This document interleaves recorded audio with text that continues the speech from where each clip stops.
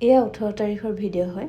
আমি কিমান হেঁপাহেৰে কিমান ফূৰ্তিত কামলৈ ওলাই গৈছোঁ, শ্বুটিং কৰিছোঁ, শ্বুটিঙত আছোঁ, কিন্তু মানুহে সঁচাকৈ ভৱিষ্যতৰ কথা গম নাপায় বুলি কয় যে।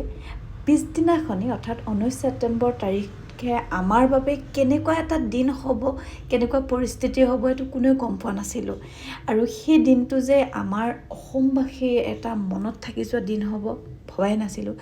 আৰু এইটোৱে কৈছোঁ, আমি কাম কৰি যাব লাগিব, কাম কৰি আছোঁ, কিন্তু সেই তাৰিখৰ পিছৰ পৰা যিখিনি কাম কৰিছোঁ বা যেতিয়াই য'ত কাম কৰিছোঁ, প্ৰত্যেকটো মুহূৰ্ততে জুবিনদাৰ কথা এবাৰ হ'লেও মনলৈ আহে, জুবিনদাৰ কথা আলোচনা হয়।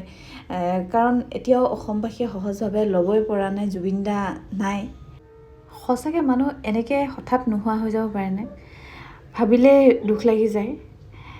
যি নহওক, আমি এতিয়া কাম কৰি যাব লাগিব, জুবিনদাৰ স্মৃতিবোৰ লগত লৈ আমি আগবাঢ়ি যাব লাগিব।